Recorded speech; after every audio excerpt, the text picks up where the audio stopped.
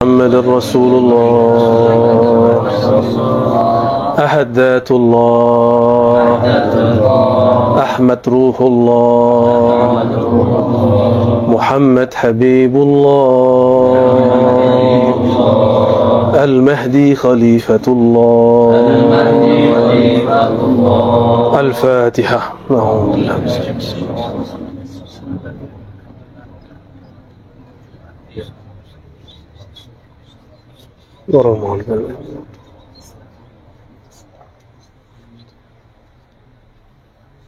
Alhamdulillah.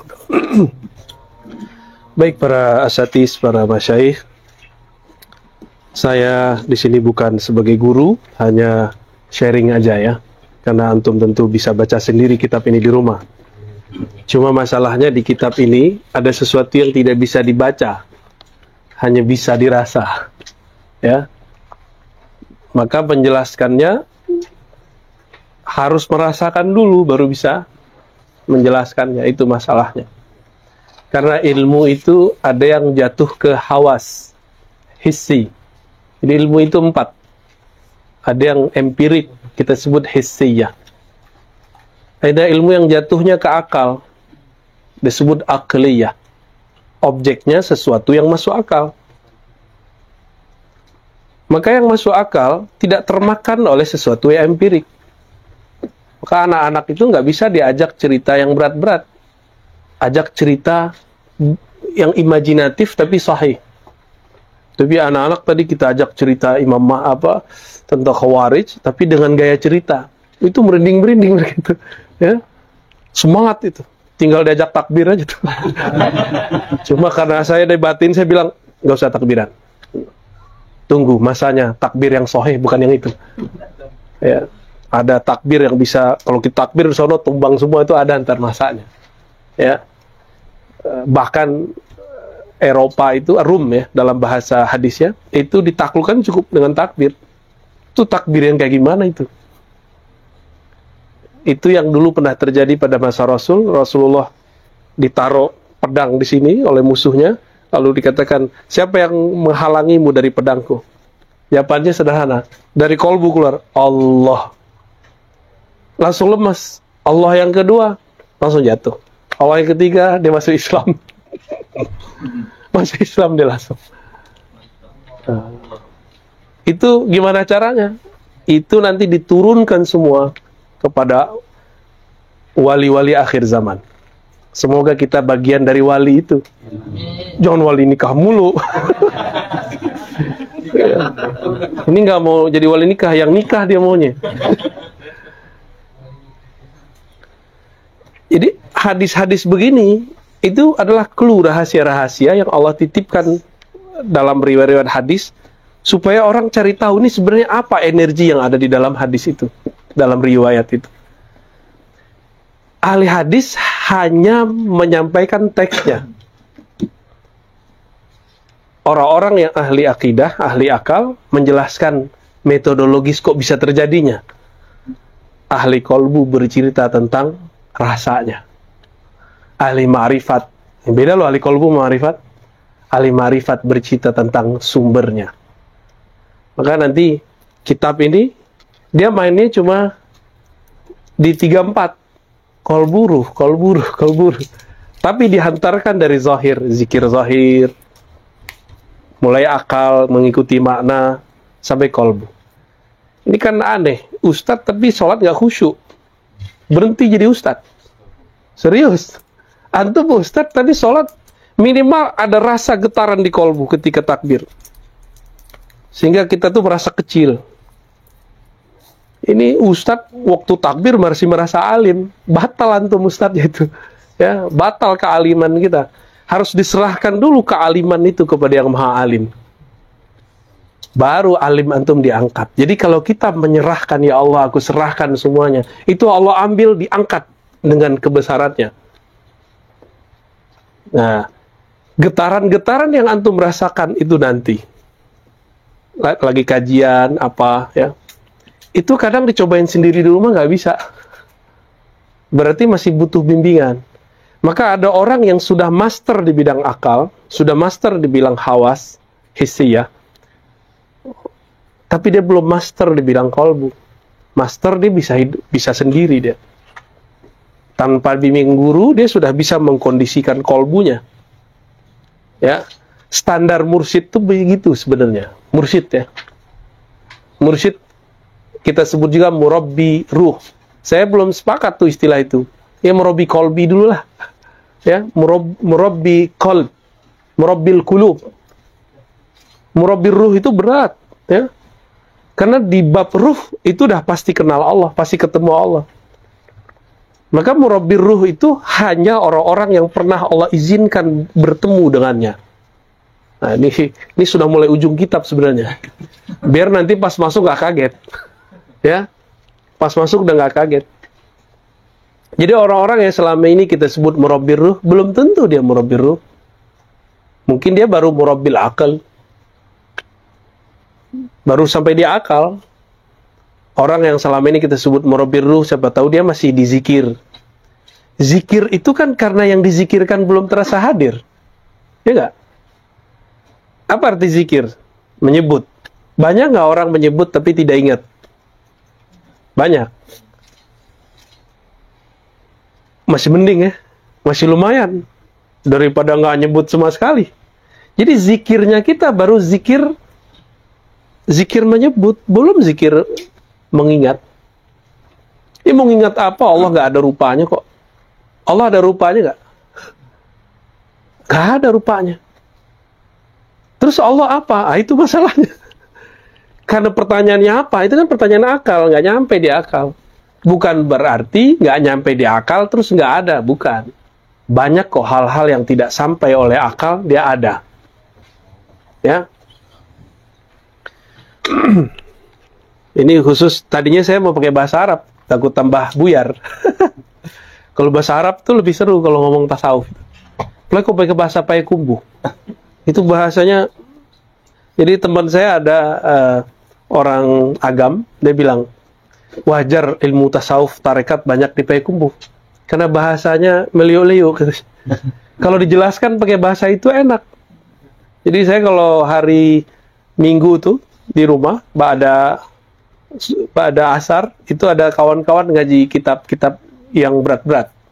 Kata orang, pas kita baca nggak berat kok, ringan kok kitabnya. Ya, beratnya di hati. Karena dia ilmunya bukan ilmu kolbu, dia ilmu ruh. Maka bacanya pakai ruh. Nah, ini tips baca kitab. Kalau kitabnya tentang ilmu zahir, maka antum cukup dengan hawas dan akal.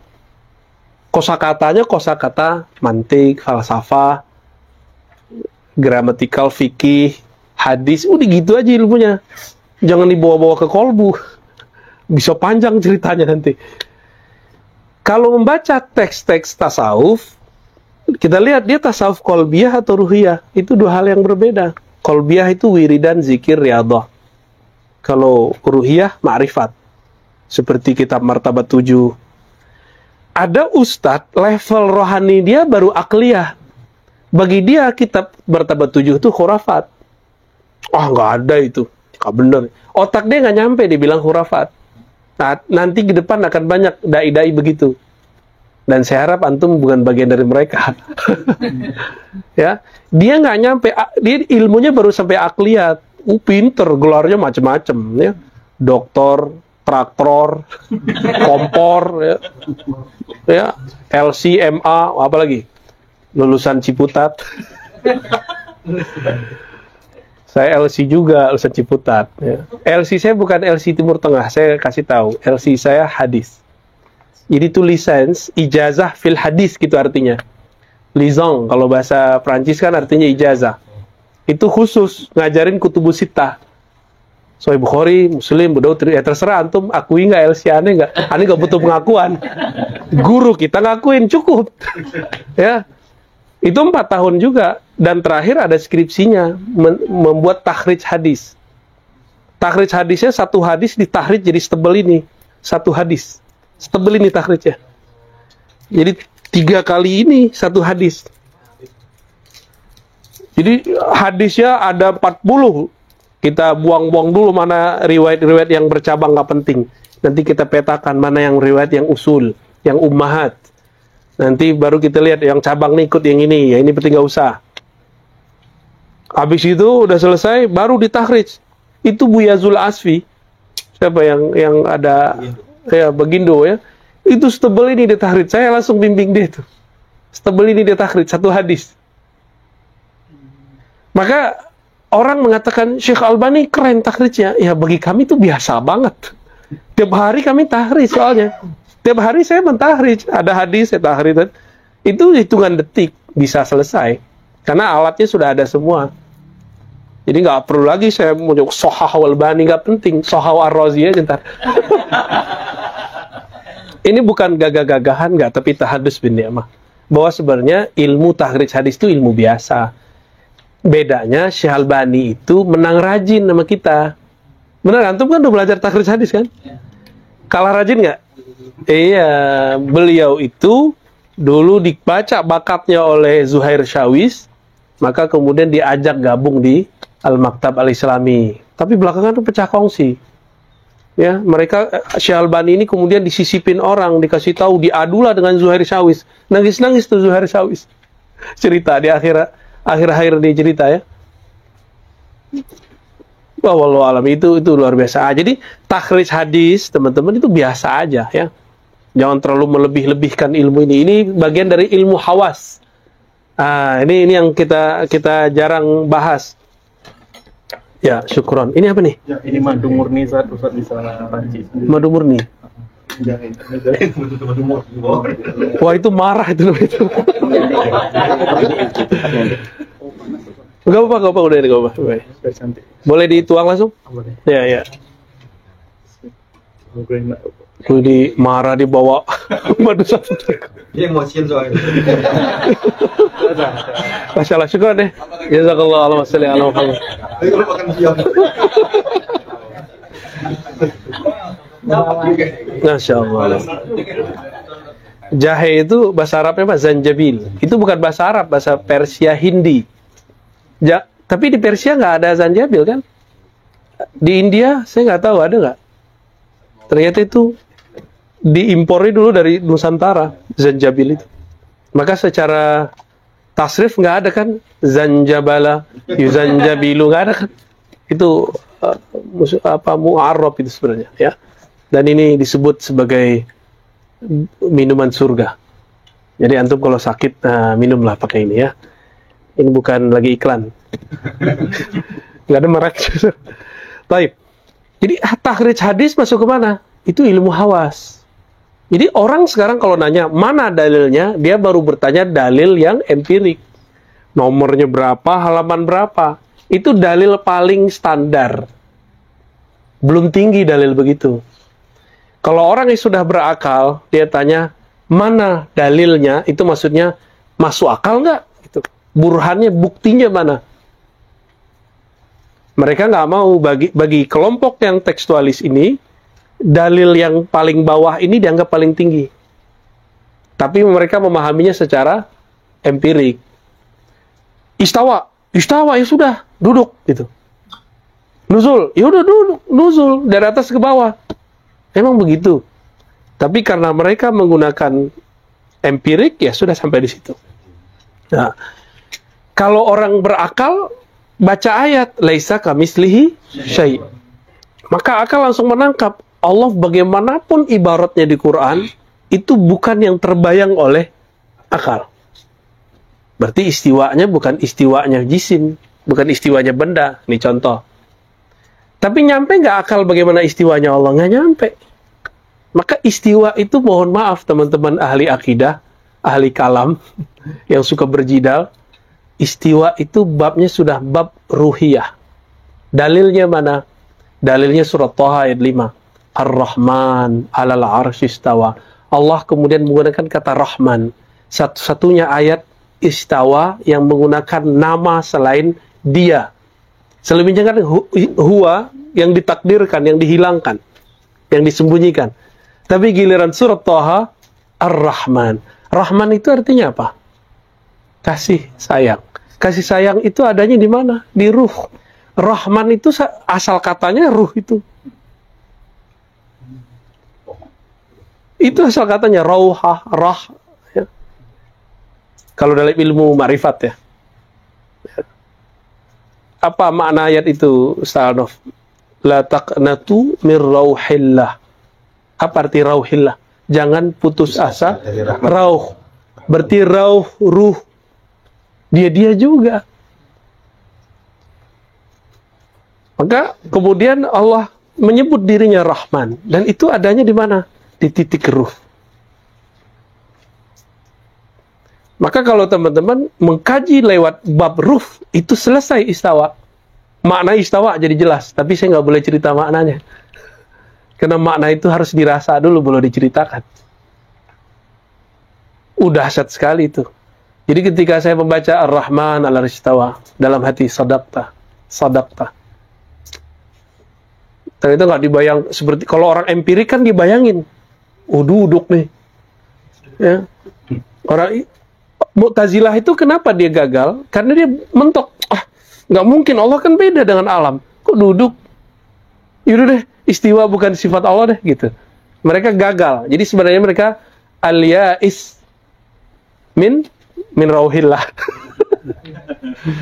Jadi Mu'tazilah itu putus asa dia dalam memahami ayat itu. Makanya teologi Mu'tazilah itu nggak bertahan lama. Yang bertahan akidah Imam Asy'ari Ahlussunnah wal Jamaah, karena bisa mengcover itu. Imam Asy'ari menyembunyikan bagian ini. Ada tersembunyi di beberapa lafaz-lafaz di Ibana, ya, itu ketemu. Cuma beliau sengaja mengunci-kunci kalimat itu, karena itu bukan bagian yang mesti dibuka di tempat umum. Hatta antum ustadz bergelar apapun, itu kan bergelar akliyah, benar nggak? Kalau saya cerita dalam kitab ini bisa antum bisa kejar. Tapi kalau saya bicara tentang ruh, bisa pingsan semua ntar. Pingsan nggak ngerti maksudnya. Mau ngapa nih, pada kabur semua ntar. Ya. Atau kayak zaman Halaj, pada pingsan loh orang itu. Bismillah.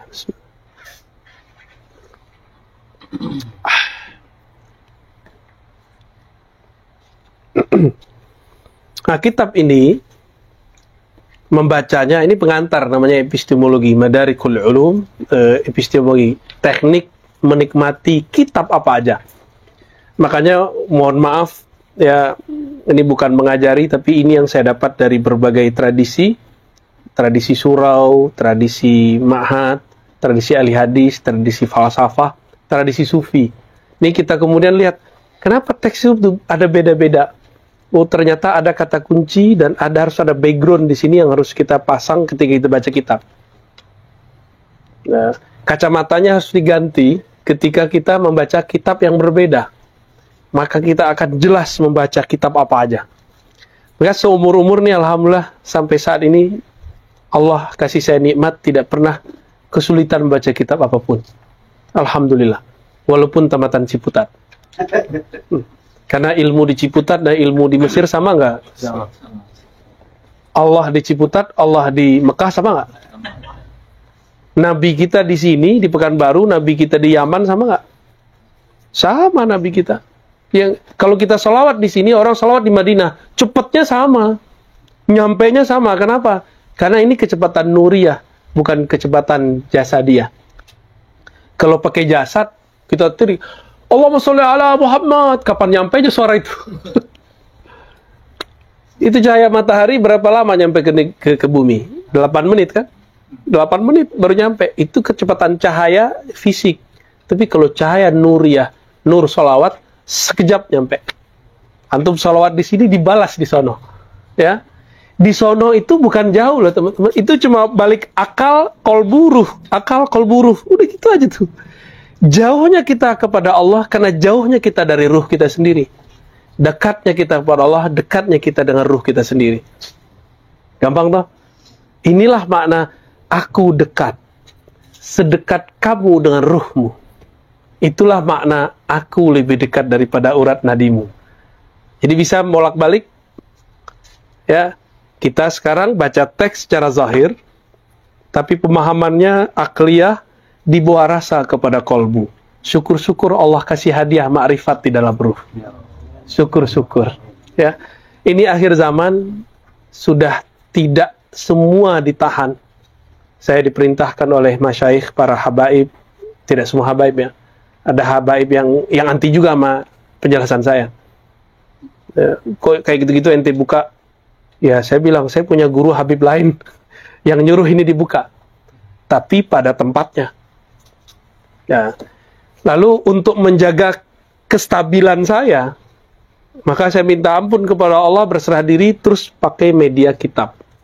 Jadi kitab ini pengganti rokok. Kalau Habib-Habib di Jawa kan ngerokok dia. Itu kalau dia mau nangis supaya nggak ngerokok, supaya dia nggak nangis, dia ngerokok. Ada beberapa kalam, kalau dikalamkan bikin kita berteriak, Allah agak kuat. Ya.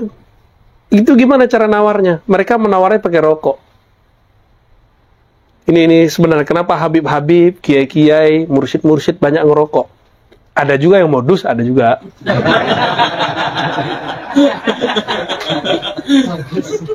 Alhamdulillah Allah beri rasa itu, tapi juga sama Allah tidak membuat saya harus merokok. Ya, jadi ketika rasa itu datang, saya cukup baca kitab, buka kitab langsung. Jadi dari mabuk ruh itu langsung pindah deh ke empirik, gitu. Paling-paling di mata aja yang berkaca-kaca, sama ini merinding-merinding gitu. Itu kalau diteruskan bisa gawat ya. Ada yang mabuk-mabuk, makanya Rumi itu langsung menari. Dia nggak minum anggur dia, tapi anggur rohani yang dia minum. Mabuklah dia kepada Allah, berkalam dia kalam-kalam yang indah. Dicatat kan Masnawi namanya. Ya, dia lagi begitu tuh. Ya, sekarang tinggal seninya, hanya beberapa aliran tarekat yang masih asli gerakan tarinya itu. Ya, saya tidak mengajarkan itu, tapi kita mengerti metodologisnya, kenapa muncul seperti itu ya. Dan saya tidak menganjurkan antum untuk menari begitu ya. Tari piring. Dulu kita di negeri kita ada tari saman. Saman apa tuh namanya? Aceh. Itu tarekat saman maksudnya. Ada tari Ripai apa Irpai gitu. Rapai. Itu Imam Ahmad Rifai. Dulu itu jalan zikir. Jadi jalan zikir itu dalam tradisi ahli zikir, karena orang-orang ini pada nggak bisa zikir diam, ajak gerak. Karena di alam itu, di tubuh kita ini ada titik-titik rohani, titik-titik nafsiyah. Itu bisa disentuh. Di sini. Makanya, mohon maaf ya, suami istri yang sudah menikah nih, paham. Istri itu berubah-ubah loh. Titik sentuhan halusnya. Ya nggak? Bener ya? Kadang di tengkuk, kadang di bibir. Sama. Ruh kita, nafs jiwa kita ini bisa disentuh bagian tertentu. Makanya coba lihat kalau orang saman ada begini-gini kan, ada yang keluar, karena nur itu kadang mancar keluar, diambil, gitu. Ya. Itu bukan gini-gini doang, nggak jelas, tak ada hikmahnya. Cuma sayang, orang yang melakukan tari itu sekarang tidak mengerti lagi maksudnya. Akhirnya jadi tari aja. Tapi bedakan, itu bukanlah tarekat tasawuf, itu seni bertasawuf. Seninya. Ya, hanya seni yang muncul dari zikrullah. Baik. Kapan baca kitabnya kan? Tapi antum kalau paham ini, itu sudah paham seperempat kitab ini. Karena itu metodologis baca kitab, ya. Guru kita banyak yang diajarkan itu metodologi supaya kitab apa aja bisa dibaca.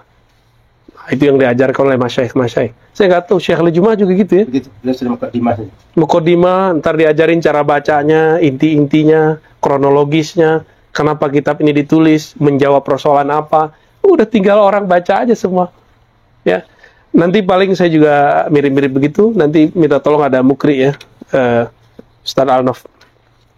Untuk Imam Ibn Athaillah Sekandari, pengarang risalah Tartibus Suluk, Al-Arif Billah Tajuddin Abil Abbas Sayyidi Ahmad Ibn Athaillah Sekandari rahmatullah alaihi wa qadasallahu sirrah wa ruhah. Al-Fatihah. A'udzubillahi minasyaitonir rajim.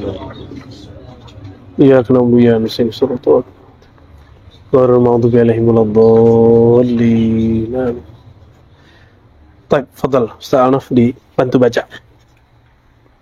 Bismillahirrahmanirrahim. Qala Syekh al-Imam al-Arif al-Humman تاج الدين أبو العباس سيدي أحمد بن عطاء الله رحمه الله ورضي عنه ونفعنا به بعلومه آمين. يجب أن يكون العبد المريد مجردا عن الدنيا لا يملك مجردا عن الدنيا لا يملك شيئا، وأن يكون عالما بما يلزمه من فرائض الحق توحيدا أولا وشرعا ثانيا، ثم يكون أبدا على طهارة في نفسه أو أثوابه، ثم يتأهب لطريق الحق بالسكون لمن سلك طريق الله والاقتداء بهم في سيرهم وللدخول في سلوكهم ويتجرد لله ولا يكون مشغولا بشيء سوى الحق حتى ينفعه الاقتداء ويثبت قدمه على قاعدة العلم. Baik. Al-Arif bin Athaillah Sekandari, saya semenjak umur 10 tahun udah ngaji hikam dengan Abuya Nu'man Bashir. Beliau masih hidup, umur sekarang mungkin sudah 85 kali ya, nggak tahu ya, kira-kira gitulah. Beliau ini dari umur saya 10 tahun itu sering datang ke surau kita mengkaji hikam.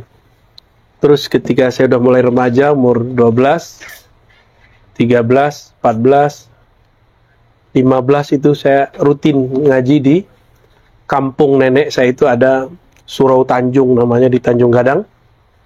Kita ngaji hikam. Nah, disitulah interaksi saya dengan beliau.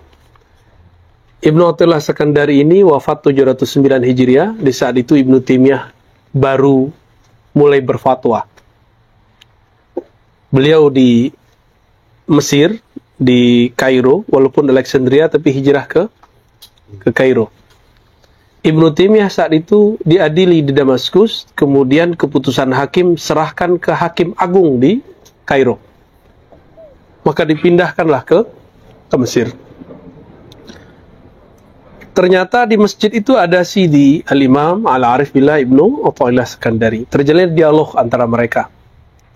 Dialog ini diterjemahkan oleh muridnya bahwa Ibnu Athaillah ini orang yang keras kepada Ibnu Taimiyah. Tapi kalau kita lihat risalahnya, itu adalah nasihat terhadap Ibnu Taimiyah. Bukan keras, itu karena dia sayang kepada Ibnu Taimiyah.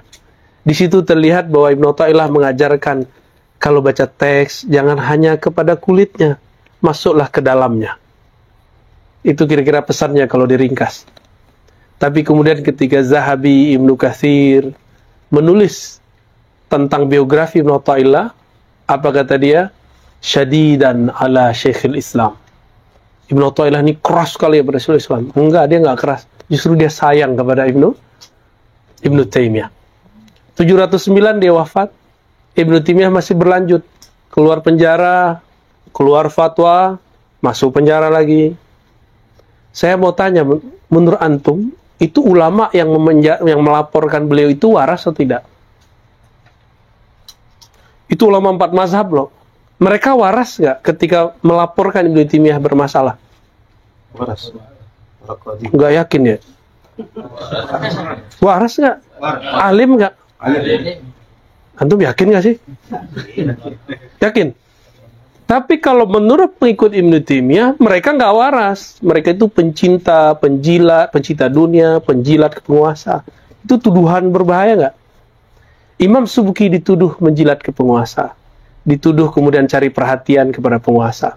Apakah begitu? Enggak. As-Subki itu murid terbaik Ibnu Athaillah. Maka sanad Thariqat Syadziliyah kita lewat Imam Subki salah satunya. Ya, kitab ini saya riwayatkan lewat jalur Imam Subki.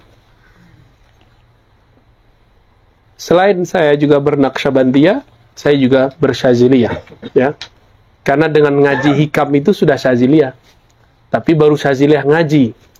Kemudian berkembang ketemu masyayikh yang mengajarkan wirid, hizib, lalu ditalkin, diijazahkan, alhamdulillah. Belakangan ketemu dengan Maulana Syekh Dr. Abdul Rabb An-Nazari. Beliau musnid di Yaman tapi pindah ke Abu Dhabi. Ya, alhamdulillah kita ya kontak batinnya lama, ada setahunan saya tuh merasa kayak dibimbing terus oleh beliau. Sangat mutawadhi, orang alim tapi masih mau ngobrol sama orang kayak saya yang cuma lulusan Ciputat ya. waktu kita ngobrol tentang banyak hal, awalnya banyak santri beliau tuh, mahasiswa beliau banyak yang datang.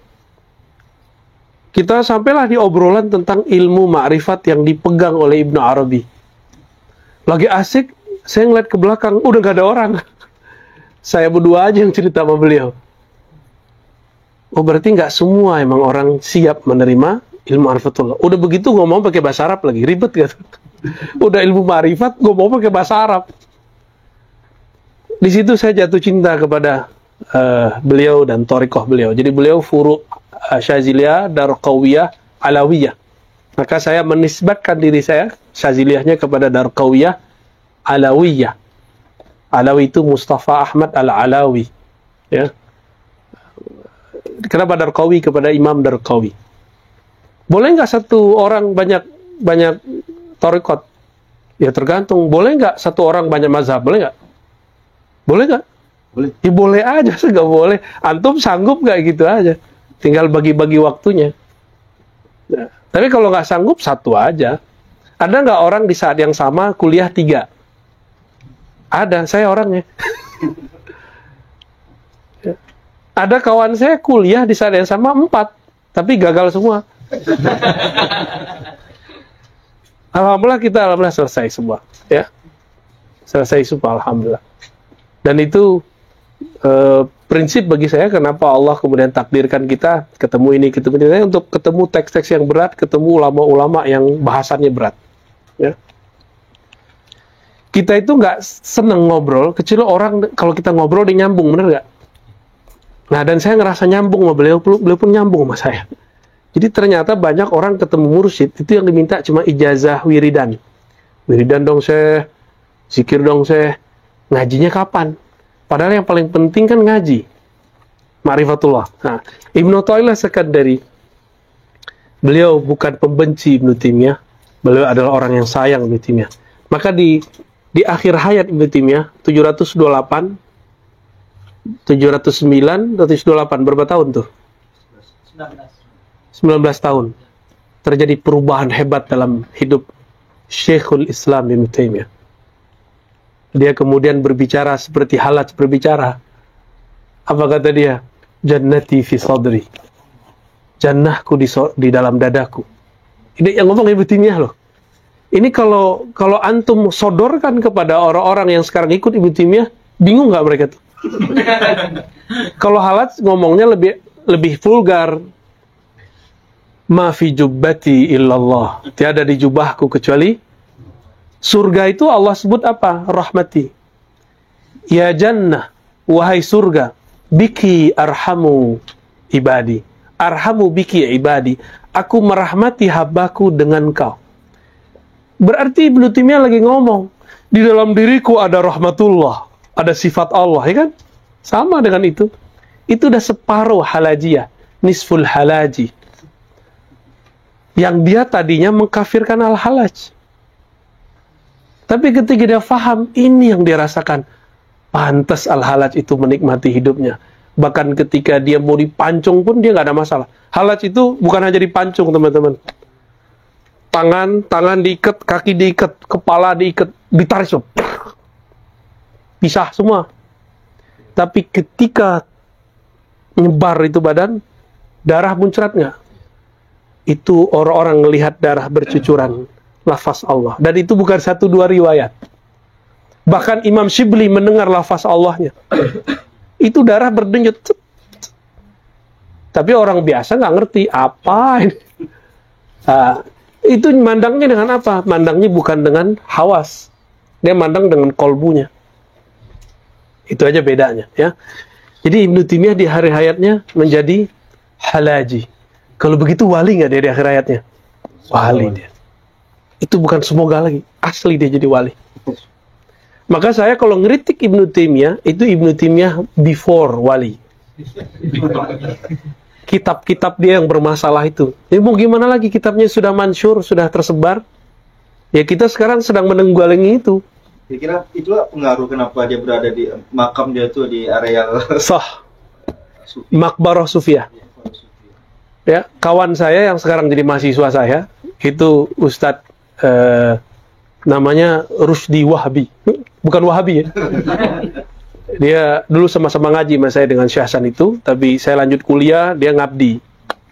Sekarang jadi mahasiswa kita, tapi tawadu sekali ya. Dia cerita, saya tanya, Ustaz, ente pernah ke Damaskus nggak? Iya, emang dia dulu kuliah di sono. Waktu di sana pernah ziarah ke Ibnu Taimiyah kok.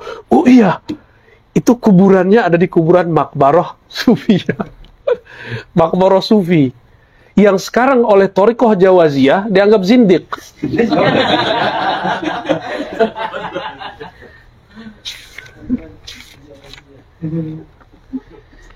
Apa kata beliau? Wajib atas seorang murid. Nah, syaratnya al-abdul murid. Harus dia menganggap dirinya hamba dulu. Buang lafaz lakob alim, lakob punya lakob apalah antum, buang dulu. Al-murid. Nah, murid ini orang yang punya iradah. Bukan siswa, artinya bukan. Murid ini orang yang punya iradah. Apa iradahnya? Al-wusul ilallah. Sampai kepada hadirat Allah Subhanahu wa ta'ala. Itu murid. Apa syarat seorang murid? Pertama, mujarridan anid dunya. Dia harus dikosongkan dari dunia. Maka seorang murid tahfiz, dia harus dikosongkan dari dunia anak-anak. Dunia anak-anak nge-game, TikTok. Itu dunianya. Dunianya aki-aki, bapak-bapak. Istrinya, anak-anaknya, pekerjaannya. Walaupun nggak bisa full setiap hari, minimal dalam 1 hari 1 jam, antum melepaskan diri dari beban anak, beban istri, beban kerjaan, beban dakwah. Bisa nggak? Nggak perlu suluk-suluk 40 hari lagi kalau zaman udah begini. Tapi kalau ada waktu, apa salahnya kita coba, ya nggak? 10 hari, 40 hari seperti dulu masyayikh kita coba. Tapi soal Araf ini saya mau ijazahin serius, tapi nggak jadi. Tahu-tahu dia jadi ketua kan? Lah kapan dia beramalnya? Kita coba pandang-pandang dari jauh. Ini nggak ada koneksi nih. Teman-teman, al-arwah junudun mujannadah. Roh itu walaupun berjarak dia bisa merasakan orang ini lagi kirim Fatihah, lagi sholawat. Itu bisa dirasakan walaupun bukan mata ini yang memandang. Bisa dirasakan. Tiba-tiba wajahnya muncul aja. Tiba-tiba kita kepikirannya. Waalaikumsalam. Fadhal. Ya. Jadi dunianya anak-anak apa? Game. Main-main. Jalan-jalan. Kejar-kejaran. Dunia bapak-bapak. Kawin. Bener. Dunianya ustadz. Baca kitab. Ngampus. Jamaah. Jadwal. Jadi antum ketika mau suluk, setahun bisa nggak 10 hari menyediakan waktu untuk suluk? Tinggalkan semua kesibukan itu. Kita udah menyinari orang nih kayak lilin. Kapan kita kemudian menambah energi? Mengganti status tubuh ini dari lilin menjadi energi yang bisa diisi, dicas kapanpun. Makanya coba aja lihat, antum nanti bisa kehabisan energi, kehabisan referensi. Alhamdulillah dengan izin Allah, saya ceramah nggak pernah persiapan sekarang. Alhamdulillah, itu bukan so-soan, itu anugerah, Ustaz. Maka dengan nikmat Rabbu, fahadis, ceritakan. Kenapa? Ini buah dulu. 4 tahun saya nggak kemana-mana, S1. S1 baca 12 jam setiap hari. Bisa-bisa lebih. Kalau nggak ke kampus, saya itu cuma di pesantren mahasiswa, keluar-keluar cuma jam makan. Jam makan, keluar, begitu aja. Adalah 3,5 tahun begitu. Bapak saya bilang, kamu cari kerja dong. Itu teman-temanmu jadi merbot tuh katanya. Jadi guru ngaji itu. Saya kemudian ngomong baik-baik, Pak, izinkan saya dapat beasiswa full dari Pak Lurah. Bapak saya Pak Lurah. 4 tahun aja. Habis itu saya nggak minta-minta lagi deh. Kenapa kamu begitu? Teman saya ada yang kuliah 3, 1 pun nggak jadi. Kenapa? Dia pun ada yang keempat sembari kuliah. Ada yang kuliah sembari menikah. Dapat gelar tapi ilmu nggak dapat. Banyak kejadian. Nah, lalu gimana caranya? Saya minta tajrid. Ini yang disebut tajrid. Alhamdulillah beliau izinkan. Maka mohon doa untuk ayahanda saya, ibu saya. Ibu saya sudah wafat, ayahanda saya masih hidup. Al-Fatihah. Bismillahirrahmanirrahim. Ya, ya, Habis itu apa yang saya lakukan? Saya suluk lagi. Dulu waktu kecil saya suluk umur 13, 14. S2 saya suluk lagi. S3 itu sudah diizinkan talqin, tapi muqayyad. Kalau diizinkan saya talqin. Malah mengalihkan kaji istilahnya. Dari makom 1 ke makom 2, ke 1 ke 2. Setiap kali pulang, malah malam-malam habis tawajuh saya diminta buka kajian hikam. Dari masih S1 itu, alhamdulillah. Ada yang nggak percaya, orang belum tamat Ciputat baca kitab hikam. Diremehkanlah kita oleh beberapa orang. Terus dia lihat, loh kitab kuning ini. Kirain kitab Arab Melayu. Dia nanya, Ar-Razi, itu kitab Arab asli? Iya. Berarti kamu bisa baca Arab? Iya. Bingung deh. Nah, itu anugerah semua. Anugerah karena mau berguru. Berguru itu kan sederhana aja, Ustaz. Tanggalkan lakop Ustadz kita. Antum langsung bisa jadi murid. Kalau ada murid, dia punya satu karakter dalamnya, tajrid. Tajrid itu menanggalkan dunia. Nggak usah sehari, semalam, 10 hari, 40 hari, antum nggak sanggup sekarang. Tunggu aja ntar bulan puasa ya. Tapi bulan puasa, proyek banyak. Kalau enggak, tolong cari bulan haram. Ada bulan haram. Bulan haram itu apa aja tuh? Muharram, Rajab. Ya, itu bulan-bulan yang bagus tuh itikaf. Antum nggak bisa di sini, pergi ke tempat lain, ke Basilam, ya kan, ke Batu Basure, Kampar, ke Payakumbuh, itu banyak surau suluk. Dekat Babu Salam. Babu Salam, tapi Babu Salam ada suluk. Alhamdulillah. Ya. Itu bisa ke sana. Latihan zikir. Tanggalkan semua kita, nggak usah ngaku-ngaku jadi ustaz tuh, pura-pura jadi murid biasa aja kan. Tapi guru biasanya dikasih tahu Allah lewat ilham. Ini orang luar biasa. Kenapa? Biasanya dia didengar, sekarang dia mendengar. Maka luar biasa lah buat antum semua ya. Yang biasanya ceramain orang, sekarang ada ceramain. Nah ini mujarradan anid dunya. Nah, ini tips, kita nggak mungkin khalwat seperti, jadi dulu disebut khalwat kubro, dulu. Nah ini yang masih ada di Naqsyabandiyah. Tidak lama orang-orang Naqsyabandi masih mengamalkan. Tapi itu pun khalwat kubronya sudah ada modifikasi. Khalwat kubro yang asli, satu ditaruh di gunung, sana, satu ditaruh di goa, satu di hutan. Itu dulu khalwat kubro yang dulu. Atau di surau, orangnya nggak banyak. Satu sudut sini. Alhamdulillah waktu saya umur 14 tahun, 13 tahun, kita suluk cuma 3 orang. Gurunya 2, kebanyakan guru kan, khalifahnya 5. Bingung tuh kalau mau doain, yang mana dulu, antri. Cuma 3. Saya sudut sini, dia sudut sana, kayak gitu aja. Alhamdulillah itu teman-teman pada jadi semua. 40 hari. Muncullah Ustadz Gadang Salero. Ustadz, kalau suluk tuh nggak makan daging ya? Nah, ini Gadang Salero ini. Ya. Emang masalahnya apa nggak makan daging? Dokter juga biasa, food combining ada, nggak makan daging, kenapa antum nggak masalahin? Giliran kita, food combining lagi zikir nggak boleh. Sebelum ada food combining yang itu, sudah ada food combining versi khalwat, versi suluk. Kenapa itu nggak dimasalahin, ini dimasalahin? Ada nggak mursyid, ini kan ada Tuan Khalifah Yunan nih, ada nggak mursyid Tuan yang mengharamkan makan daging? Enggak, cuma menganjurkan tidak makan, ya kan? Hanya anjuran aja, kalau mau makan, makan aja, cobain sendiri. Ntar antum merasakan, jika zikirnya berjalan, zikirnya bergerak di kolbu, antum makan daging, rasakan terbakar. Panas, udah begini-gini juga, baru dikit, keras panas lagi. Itu teman saya sendiri, dia di samping saya kan. Jadi dia iseng, istrinya iseng sebenarnya ngasih masako yang rasa sapi, kan dari sum-sumnya sapi kan, ditabur ke bukan ke sayur apa, nangka. Rasanya kan rasa sapi tuh enak. Baru dia zikir, wah kok kebakar nih badan. Itu baru bumbu. Gimana makan daging itu? Ya, kalau telur masih bisa. Telur tuh masih bisa sebenarnya. Tapi kalau daging gawat. Nah, orang-orang yang ahli zikir bisa merasakan itu. Jadi sebelum ada food combining, dulu kita sudah terapkan. Makanya saya sekarang makan tuh nggak mesti makan nasi, nggak mesti makan apa aja bisa, yang penting halal.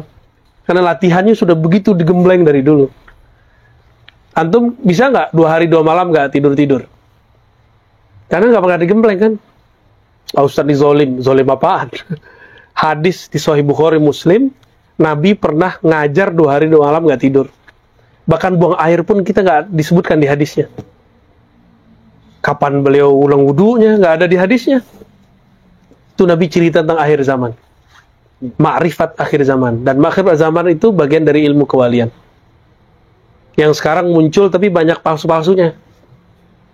Ya, banyak kayak palsunya sekarang muncul. Makanya banyak kan ajakan-ajakan rumah akhir zaman. Antum nggak buat program itu kan? Ya. Rumah tanpa zaman. Rumah akhirat. La yamliku syai'an. Nah, ditanggalkan.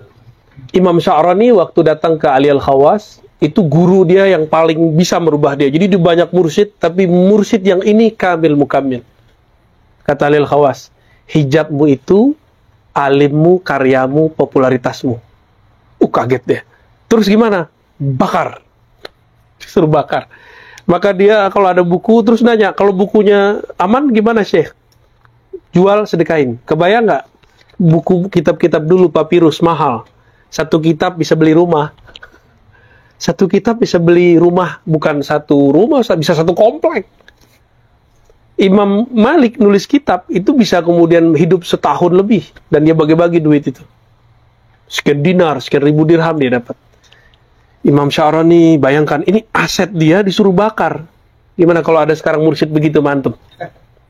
Antum pasti bilang, wah ini kayak orang sesat. Ya, tapi mursyid-mursyid sekarang penyayang, nggak ada yang begitu. Nggak ada yang begitu. Kalau ada, udah aset itu. Yang dibakar itu cinta dunianya. Maka dibakar itu buku, terbakarlah cinta dunia dalam dirinya. Itu Imam Sya'rani. Untung nggak ada mursyid begitu sekarang. Mursyid sekarang udah yang penting datang, yang mau zikir, udah cukup. Udah cukup. Tapi untuk guru-guru besar kayak antum ini harus punya pengorbanan. Nanti kita buat lah ya khalwat kubro di Ruko Ciputat. Kalau Allah izin ya. Kalau Allah nggak izin nggak usah. Kerjanya zikir, sholat, zikir, sholat. Quran tar dulu. Quran itu dosisnya tinggi. Sebut dulu nama yang nurunin Qurannya. Baru ntar udah siap baca Quran banyak-banyak. Itu kenapa ada metodologis kurikulum zikir tok.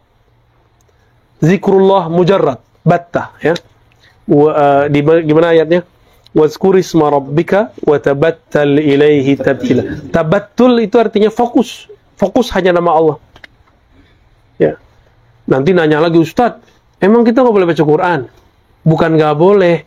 Sekarang latihannya zikrullah. Bukankah zikrullah itu minal Quran? Benar nggak? Jadi orang kalau zikir, dia sedang mengambil isi Quran. Kalau ada orang baca Quran, dia sedang membaca zahirnya Quran. Itu aja bedanya. Ada orang baca, pikirannya kemana-mana. Di samping dia zikir, diam. Itu afdal mana? Zikir tapi kolbunya tawajuh kepada Allah. Mana yang lebih afdal? Ada orang zikir, pikiran kemana-mana. Sampingnya baca Quran, kolbunya bermuraqabah, merasa berhadap-hadapan dengan Allah. Mana yang lebih afdal? Nah, berarti amal yang afdal itu bukan zikir, bukan Quran, tapi kapan saja waktumu bertawajuh kepada Rabbmu. Itulah waktu paling afdal. Carilah waktu-waktu itu. Ya. Apalagi aliman, mengetahui yang fardu-fardu. Fardu ain maksudnya ya.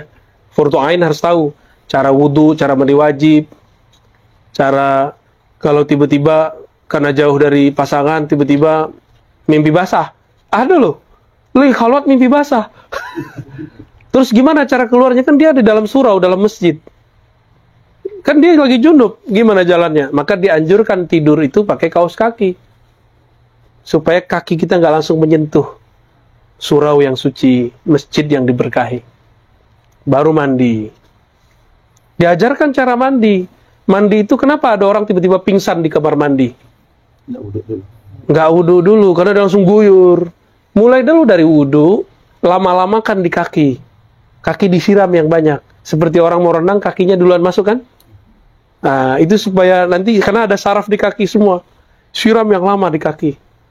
Udah kemudian baru naik ke pundak, baru kepala. Jangan langsung kepala, tiba-tiba stroke mati. Itu kejadiannya. Ini sunnah yang jarang dipakai hari ini. Semoga para asatis memakainya. Ya. Terus, kayaknya mulai gerah nih. Ya. Udah jarang apa? Waduh, aneh minum dulu ya kalau gitu. Mandi junub nggak mandi wajib ada ya. Ini para asatis ini kalau canda itu lebih jorok dari preman.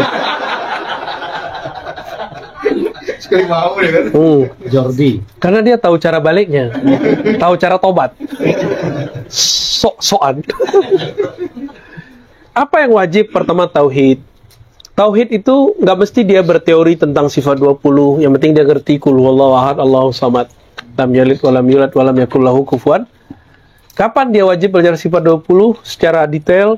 Kalau orang sudah mulai mengajarkan Allah bertempat, Allah berarah, itu baru wajib tuh belajar sifat 20, ya. Sebagaimana meyakini Allah berarah itu bid'ah yang dolalah, maka belajar sifat 20 itu bid'ah hasanah dan hukumnya wajib, ya. Baik. Yang kedua syar'an, di situ hukum fikih, ya, cara mandi tadi, ya, cara wudu.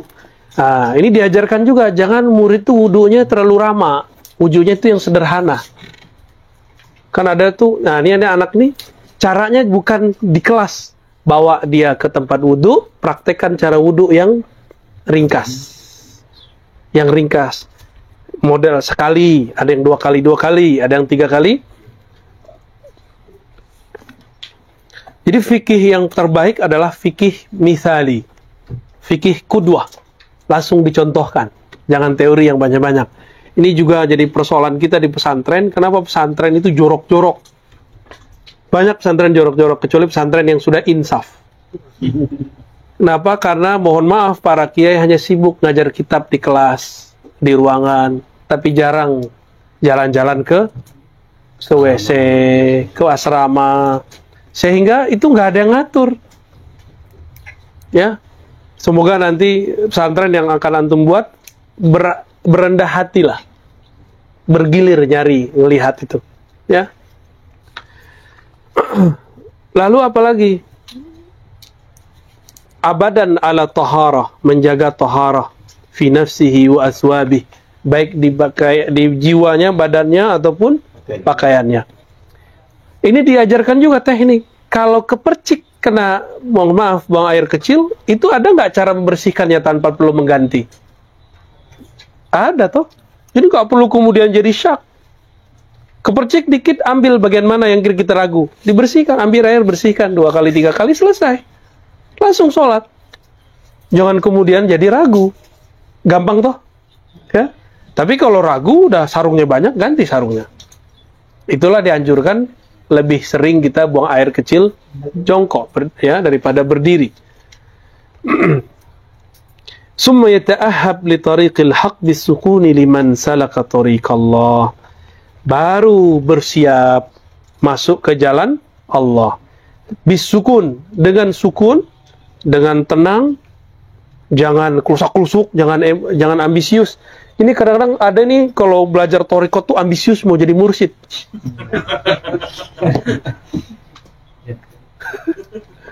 Kita dikasih ijazah pas sudah lupa mau jadi mursyid. Dulu niat juga. Wah, kayaknya bisa jadi mursyid nih. Udah bisa baca kitab, godaannya begitu. Di saat kita udah asyik zikir, udah lupa dengan ingin gelar ini, ingin gelar itu, malah dikasih ijazah.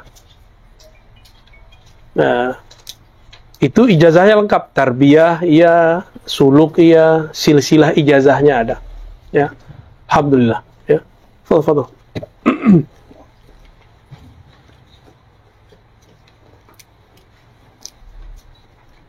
Ada sebagian yang Ya, nggak apa-apa. Yang mau ngajar, fadhal. Ya. maju Ustaz, masih ada ruang kosong depan. Karena tajrid ini emang sulit ya. Ya. Diminum Ustaz, silakan. Ayo. Ayo minum dulu deh, minum dulu. Wah, mana nih barangnya?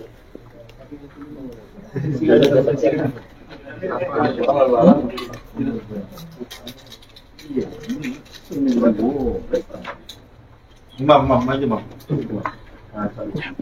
Maju sini, Bang. Masya Allah, Ustaz Ahmad. Masya Allah, Masya Allah.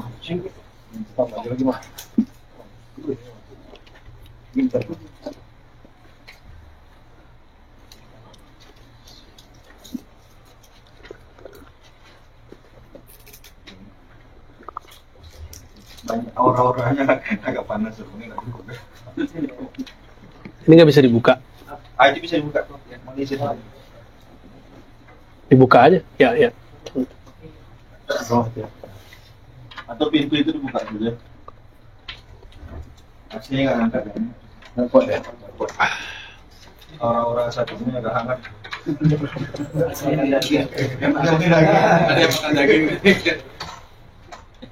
Wah, bukan daging tadi. Daging yang mana nih? Ya, lanjut lagi. Bismillah. Siap-siap masuk kepada Thariqil Haq. Wal iktida bihim. Ya. Lalu mengikuti orang-orang yang suluk ya, liman salaka thariqallah, kepada orang yang sudah menempuh jalan. Nah, ini kata kunci bahwa kalau orangnya belum pernah suluk, belum pernah menempuh jalan, terus kita dibawa, kira-kira dibawanya kemana? Ya paling mutar-mutar pakai GPS. Ya, GPS salah apa? Jadi saya pernah ngajar di suatu tempat, udah hampir 25 tahun belajar tasawuf, tapi tidak pernah belajar zikir praktis. Jadi teknik terus, belajarnya kitab Ihya Ulumuddin, tapi nggak pernah praktek zikir. Padahal zikir itu adalah ruknut thariq. Apa arti ruknut thariq? Rukun. Rukunnya thariqah itu salah satunya. Jadi rukun thariqah itu syaikh, murid. Terus zikir. Nah, zikir ini masuk ke riyadah mujahadah. Az-zikru ma'al mujahadah war riyadah. Ya. Itu rukun thariq tuh.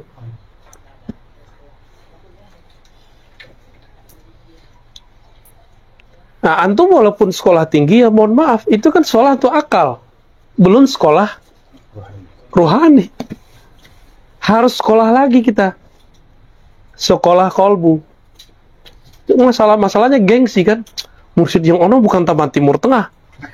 Atau minimal, oh dia nggak bisa baca kitab. Kitab sih dia nggak bisa baca, tapi kolbu antum kebaca sama dia. Ya.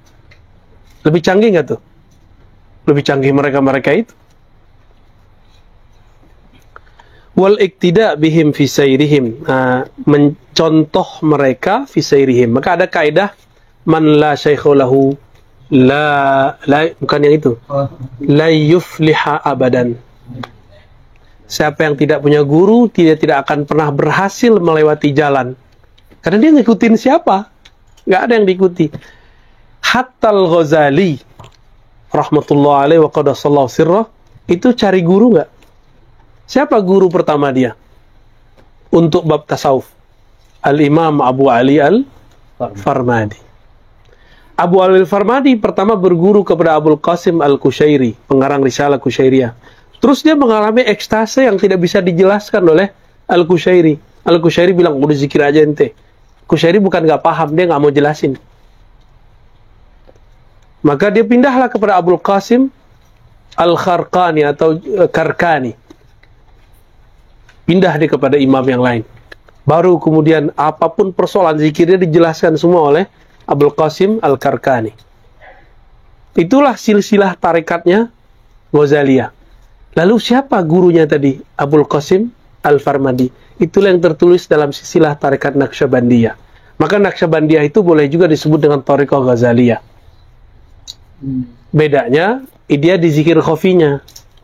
Kalau Syaziliyah di zikir zahirnya. Zikir hizibnya, auratnya.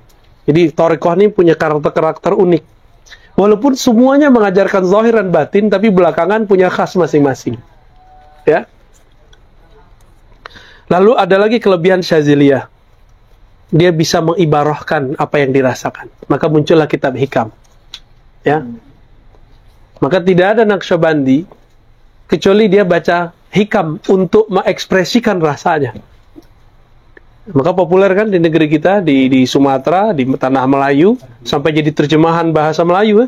Ada dulu orang Johor itu di Malaysia nulis pakai teks Melayu, Arab Jawi. Kita nyebutnya tulisannya tulisan Jawi. Di Semarang itu ada Syekh Saleh As-Samarani, Saleh Darat, gurunya pendiri Muhammadiyah dan NU. Syaziliyah itu. Berarti pendirinya Muhammadiyah? Thariqah. Maka antum yang Muhammadiyah, core-nya Muhammadiyah kan pembangunan, berkemajuan. Kan gak ada urusan sama thariqat. Jangan anti thariqat, gitu aja. Oh thariqat bidangnya orang ono, udah gitu aja. Gak usah kemudian sok-sokan bidang. Oh gak ada tuh. Orang NU juga lucu. Karena di kampung-kampung tertentu itu ada orang belajar ilmu zikir, tapi bukan tasawuf. Gila. Dikira itu tarekat, padahal itu ilmu-ilmu kebatinan. Mereka nggak bisa bedain. Ya.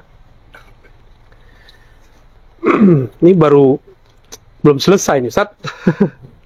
Walid dukhul fi sulukihim, ya. Fi salaka yasluku silkan, ya. Silkim. Seharusnya ada wawunya, sulukihim, tambahin waw aja di situ. Wa tajarrad lillah, dan fokus hanya untuk Allah.